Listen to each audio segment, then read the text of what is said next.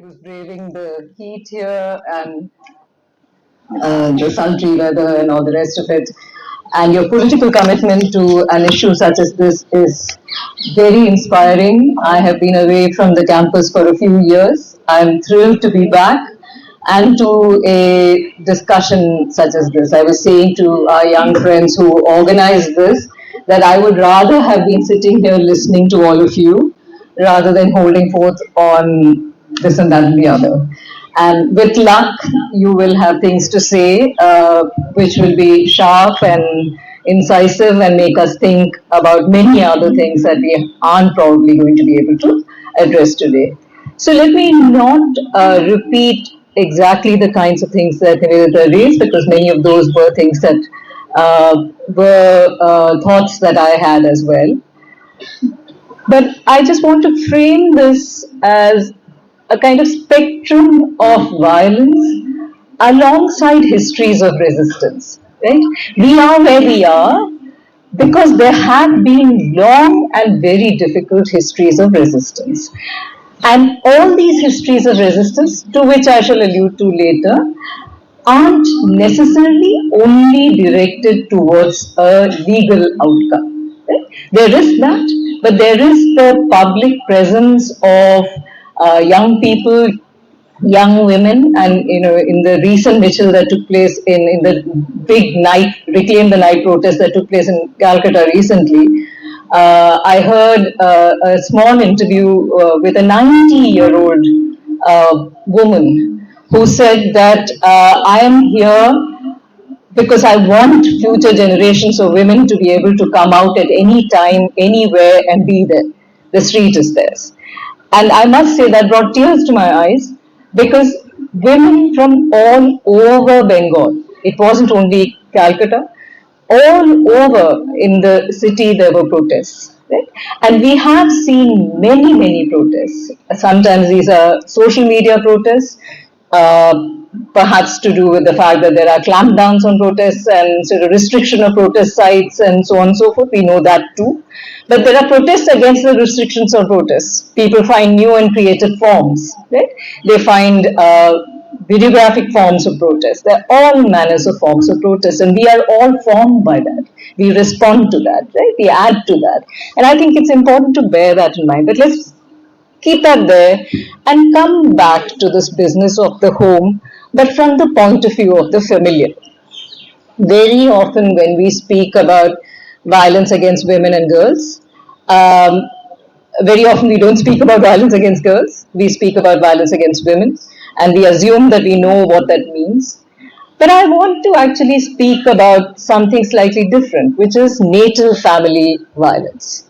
The violence that happens in the home that you are born in, right? And if you actually look at the data on this, you'd be surprised to find, perhaps you won't, that it is extremely high.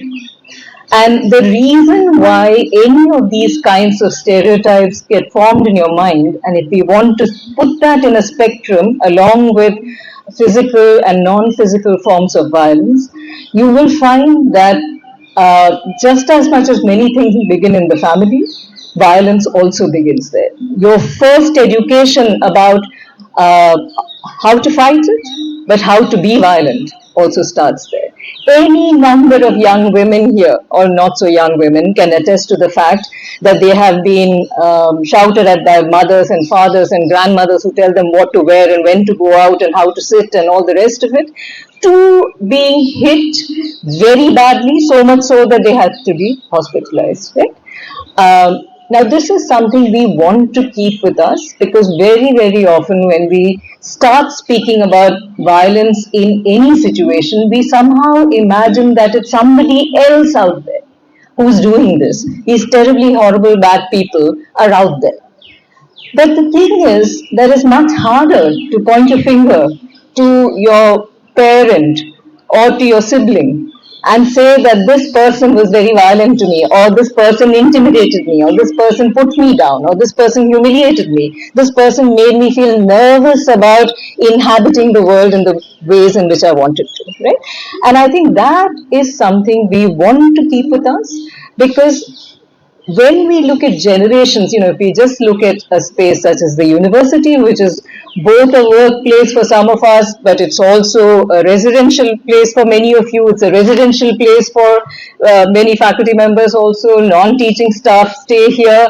They work here. So the university campus very often is a slightly more complicated space. One of the things that I remember, and I often go back to this, both of us remember this, is the extremely brutal attack on a first year Korean language student on this campus by a student who was in the second year.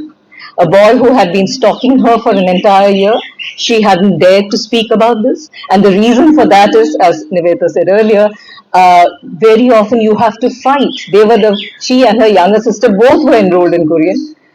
They had to fight to get out of their home far away in a different state and come here to be enrolled as students. This was the first break they had had from the family. If she was to report back saying that this boy is following me and I don't like it, the chances are very high and very likely that she would be pulled back and taken back. Okay? At the end of that year, between classes, this young man attacks her. Now, there are many things about it which are horrific. For many of us, for whom the university is not just a workplace, but the classroom is a deeply intimate space of engagement with students. It was actually a traumatic fact that something like this could have happened. But alongside with that, I did worry and wonder about what was it that made this guy.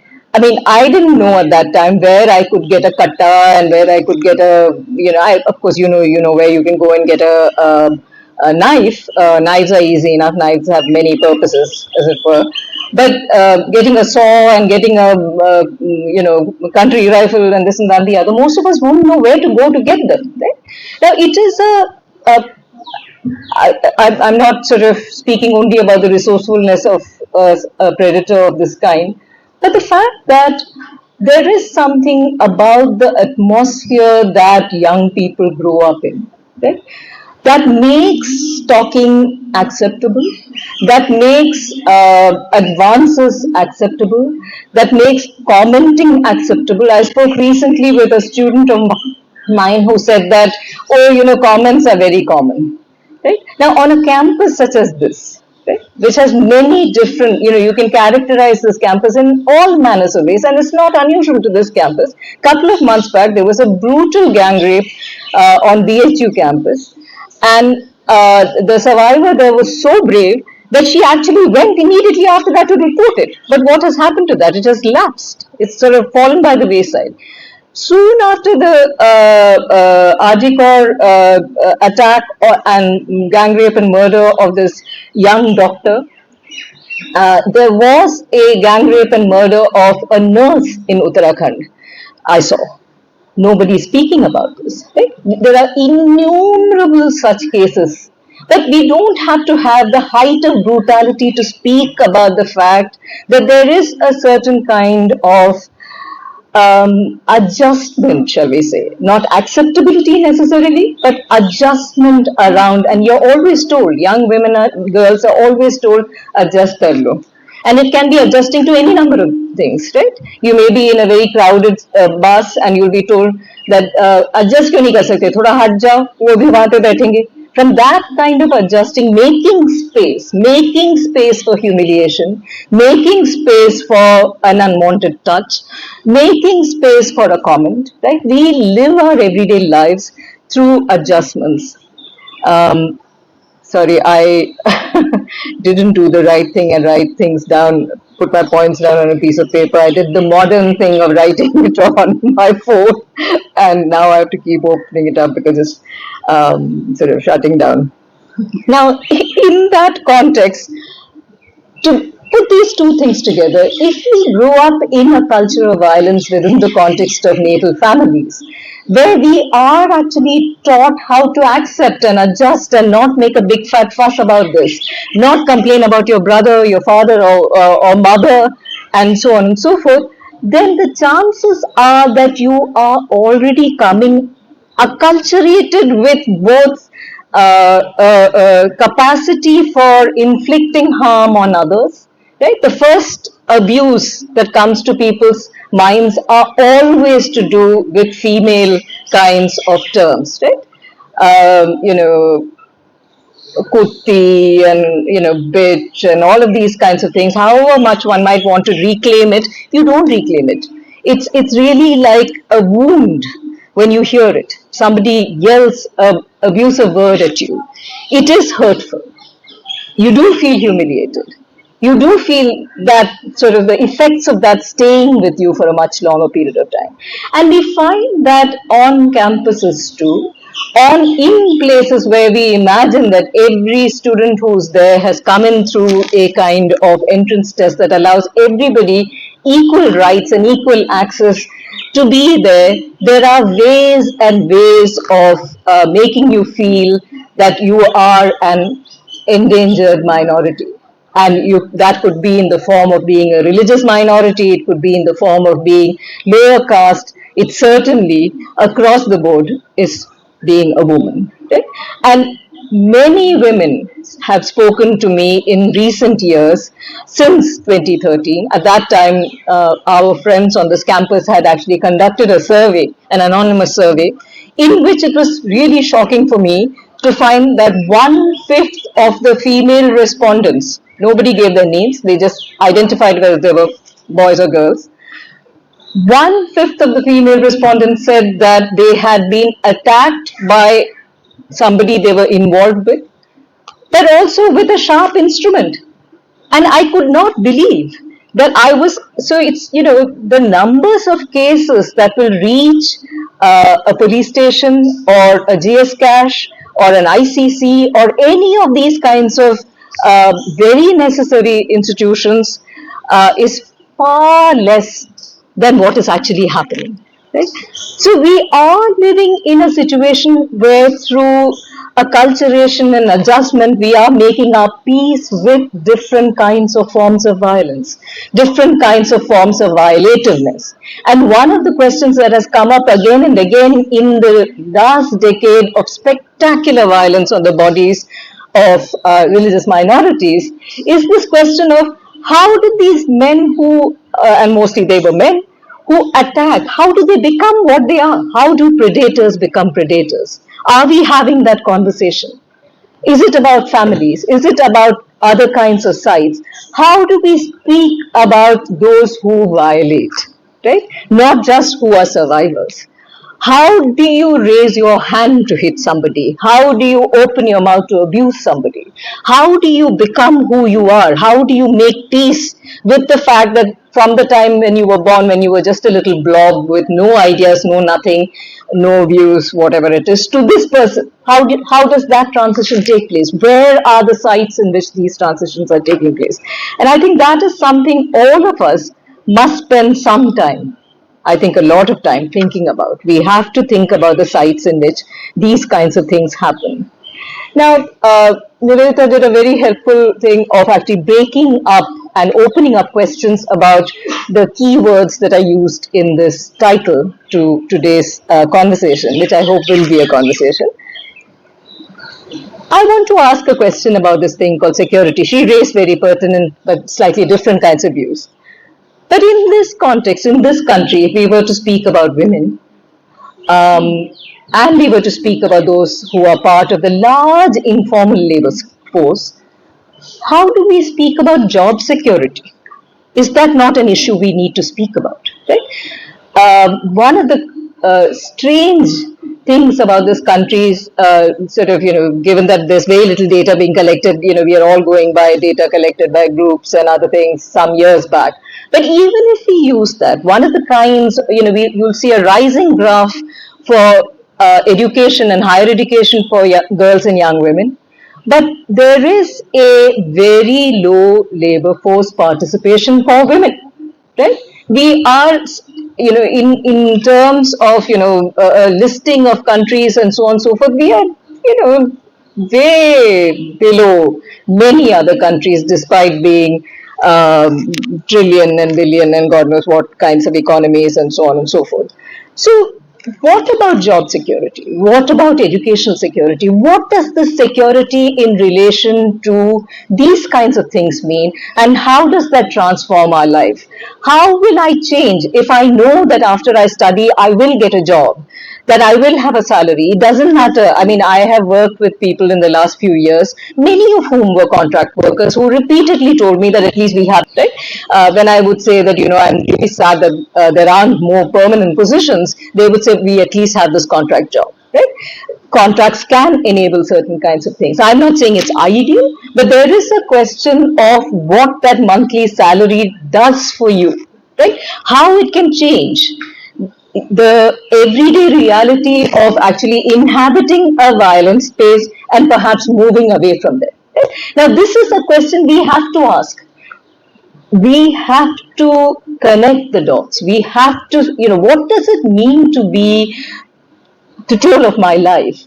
It means that I can make those decisions, and when I make those decisions, if somebody says to me, "You stupid bitch, how do you dare to make this?" I can say, "I don't want to listen to you, and I'm going to walk out from here." Right? How can I do that? I can only do that, amongst other things. I need to have friends, I need to have a support network, I need to have a bunch of things of that kind, but I certainly need to have some money of my own. Without that, I will not be able to do that. Right? So, it is important to ask that question. But having said which, we do need to remember that large parts of women in the labor force are part of the informal economy. A student of mine is doing an absolutely stellar piece of work on women within the informal economy and the kinds of, in fact, she's the person you should be calling to speak about these kinds of things. Now, one of the things that her deeply rich ethnographic work shows us, and this is something that feminist economists who have done that kind of work speak about, is the fact that everyday forms of humiliation are what your working life is. It's structured by that. So it's not whether your workplace has certain laws and regulations. It's about what that interaction, the fact that you can be thrown out on your ear, you may lose your job. If the chap whom you're working under, if you're in a, let's say, construction site. Nivedita was asking, how do we speak about that, right? Now, if you are a woman who's carting huge amounts of very heavy bricks or a lot of sand or whatever it is on your head for on a construction site, and if the labor contractor standing there is actually making all kinds of comments and calling her names and humiliating her, and also sort of indirectly asking her for sexual favors, what is she supposed to do? Throw this and make sure that her entire family collapses, because very often they're surviving on this woman's daily wage that she's bringing in, right? Would she do that, or would she put up with this? And the chances are that she will put up with this, and she will put up with this and put up with this till such time as it becomes impossible to put up with this, right? So I think it is important that when we speak about these kinds of things, when we speak about safety, when we speak about security, when we speak about workplaces, I think we also want to speak about the deeply insecure nature of economic possibilities for large numbers of people. One of the things that we saw, one of the big discussions after a very long time in the context of the elections this year, was this question of unemployment, right? But what did not happen, at least I never saw it, was this question of unemployment specifically for women. Now, we know that during COVID, when women in the informal sector lost jobs and so on and so forth, I mean, there was that big kind of the violence of losing your economic livelihood, right? But there was also an extraordinary amount of escalation in domestic violence once they went back to their homes, to their villages, and so on and so forth, and all of that, right? Now, all this, some very, very committed, intrepid feminist scholars are researching this. They're trying to put these stories together, right? But we don't have it in the public domain. The unemployment discussion isn't bringing up this question of job insecurity and everything that the attendant kind of issues with that for women and what that actually means. Um, Finally, I just want to end with a slightly different kind of thing. So, just to go back to something I started with, which is the histories of protest. I also want to say that in 1985, Nivedita and I were part of the first group of women who organized a protest on this campus. I remember that in the context, we were students at that time. There was a case of sexual harassment and sexual violence. And large numbers of students joined that protest. There were about 10 or 12 of us, women students, who got together and decided that we needed a protest of this kind. It was not done with the help of any political party, but it was done as a kind of feminist sort of challenge to the kind of everyday forms of patriarchy that we live with on campuses.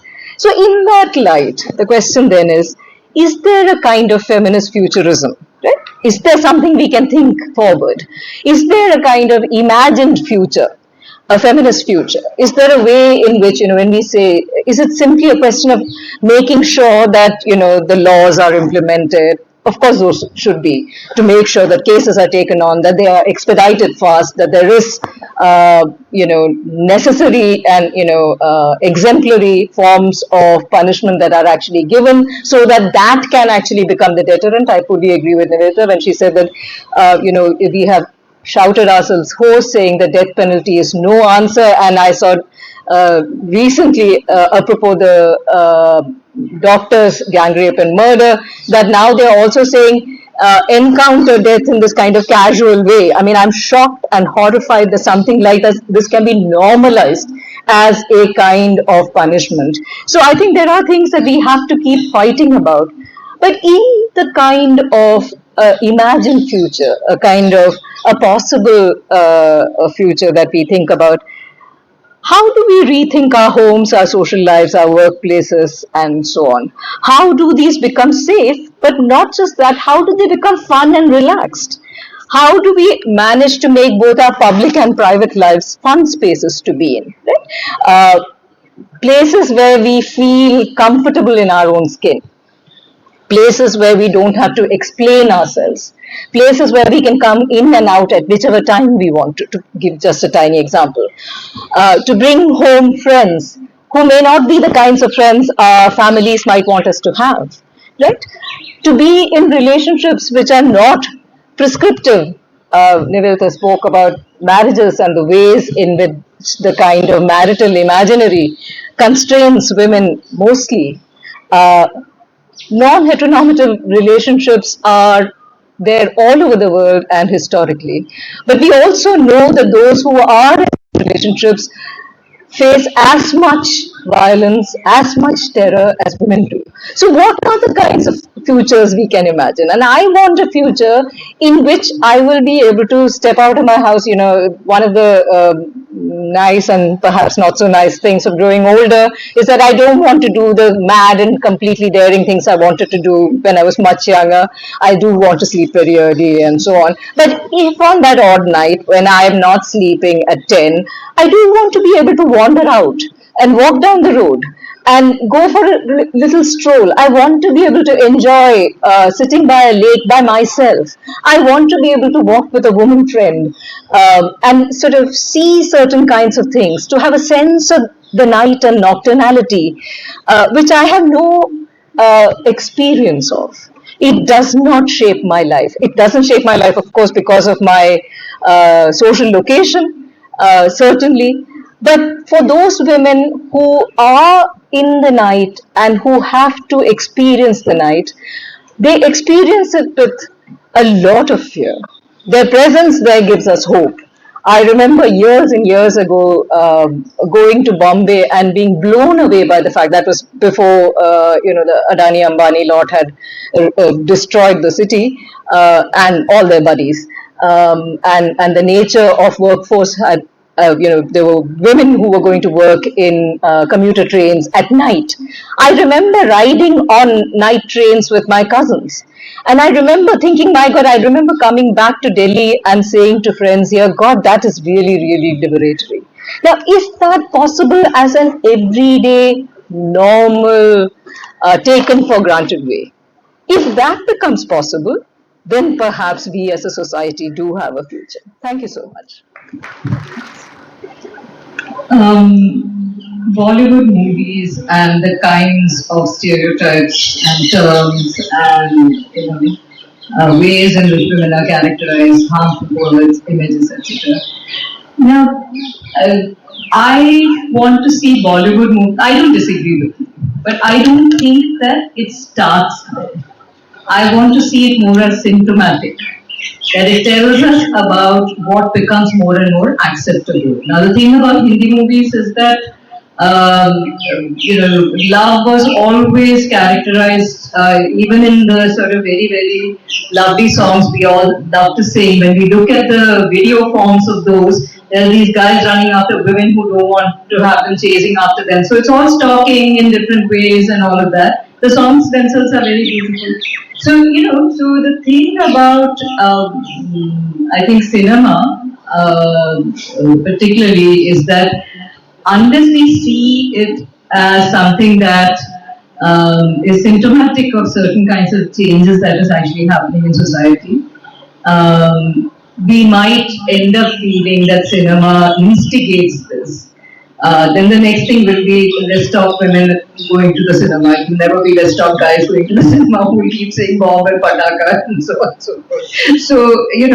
So I think that's something we want to keep with us. And, to that, this is a general concern I've had in the last few decades, that there is a certain kind of public acceptability of violence and of different kinds. And now I want to actually speak about social media and socially mediated violence, which is that there is so much of virtual violence against women on platforms like X, which was called Twitter earlier, and you're routinely told that you'll be raped and dismembered, acid thrown on you, people find out your home address and number and all of that, and there's a kind of manner by which you are threatened, right? So you are asked to render yourself invisible. So there is a way in which that I want to use that as a way to think about death penalty, because I think spectacular violence, whether it is in the context of what you do, and there's so much in the public domain now. People are recording it, circulating it, sharing it, all of this is happening. So the death penalty becomes yet another, it's a kind of spectacular form of punishment without any results whatsoever. If nothing else, go and look at the Amnesty International report on this, on the death penalty, and how utterly useless it has been, right? So in that sense, I think when it comes to violence against women and girls and violence against sexual minorities, violence of this kind against minorities of different kinds, I think, but let's just stick with violence against women and girls for now. I think there is a kind of false binary when we set up democracy and authoritarianism. Because there is an assumption that the democratic space should be far more enabling to women, which it isn't. Right? So, Delhi is up there in terms of the statistics on violence against women.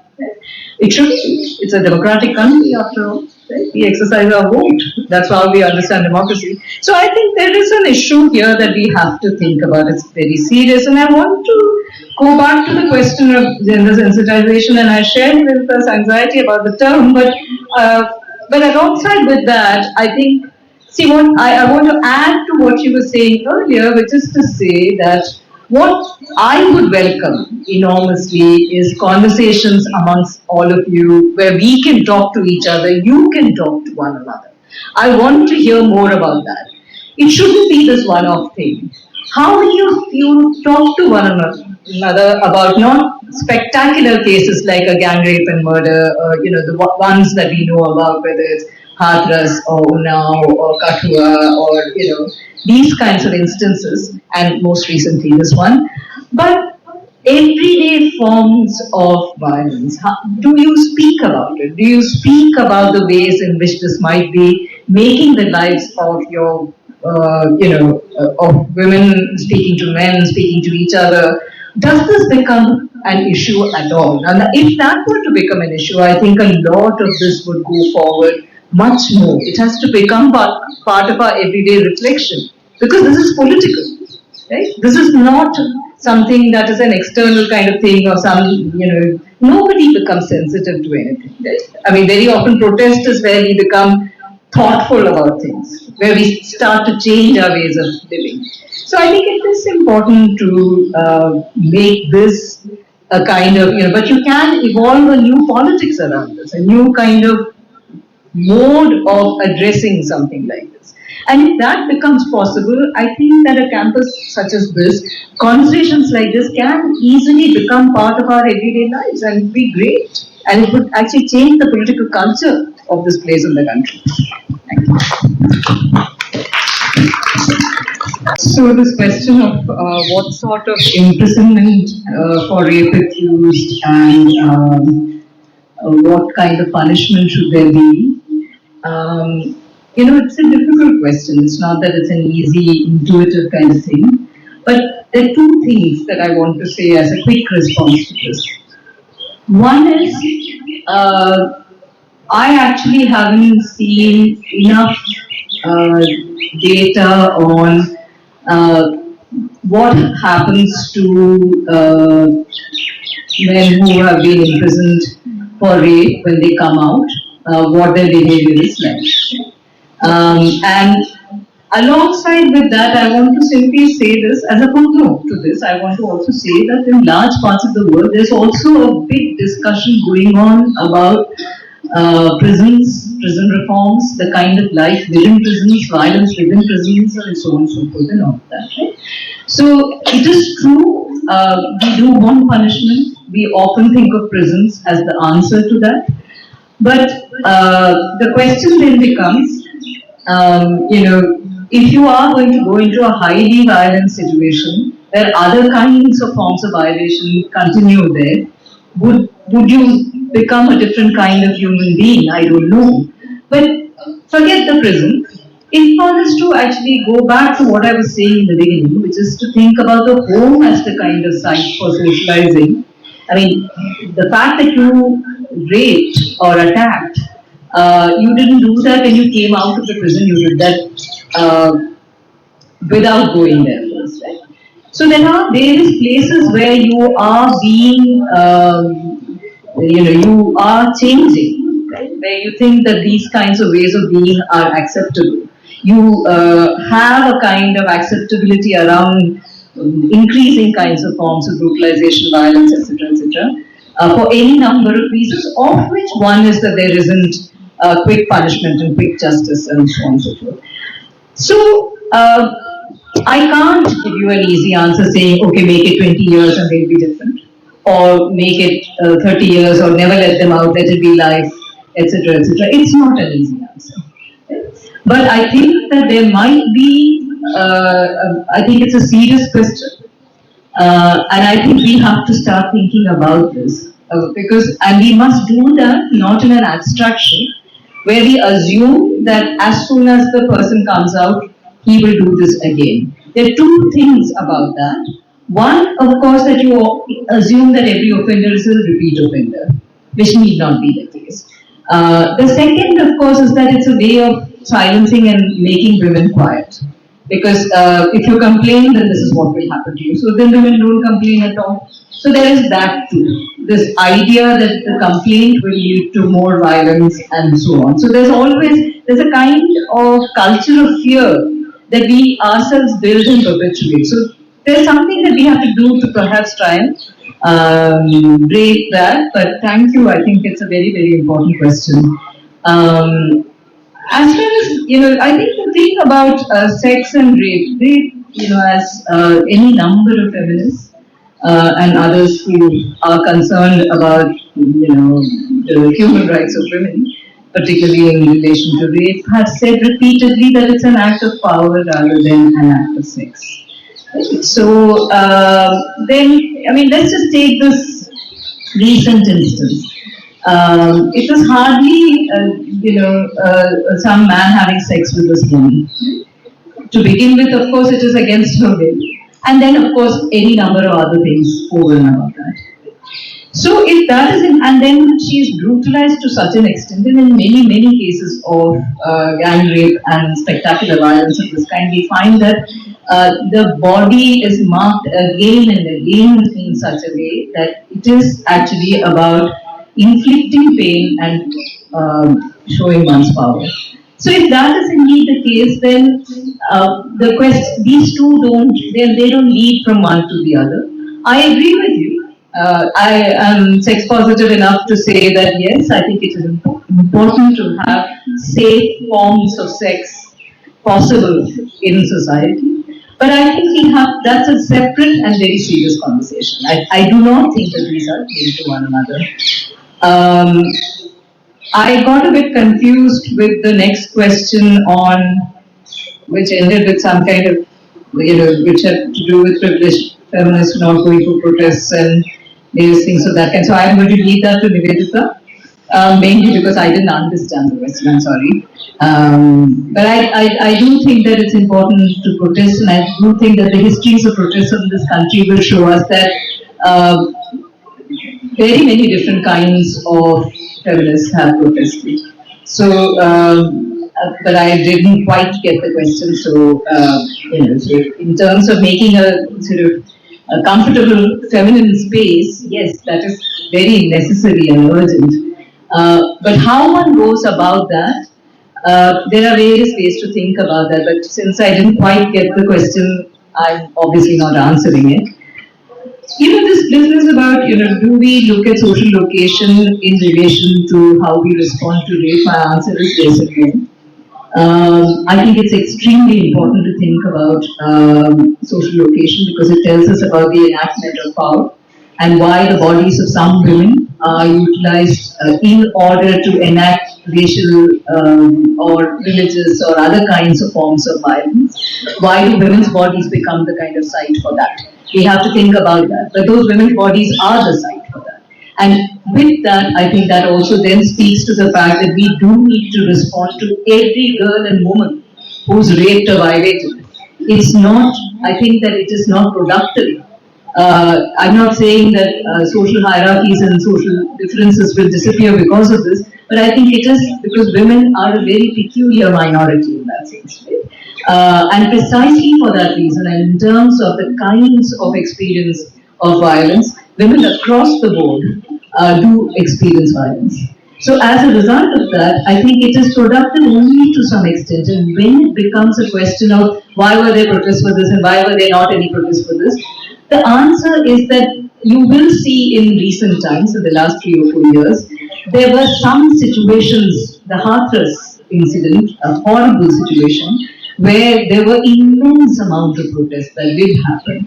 So what is it that triggers anger and public protest? I think that is a very important thing for us to think about. But I think it is too simple to say that it's only when you are socially privileged, if you're a socially privileged woman, that protests take place. I think that would be a very, very limited way to think about it. I think also that in terms of the kind of rape culture-free world that we want to build, that would not be the right way to start.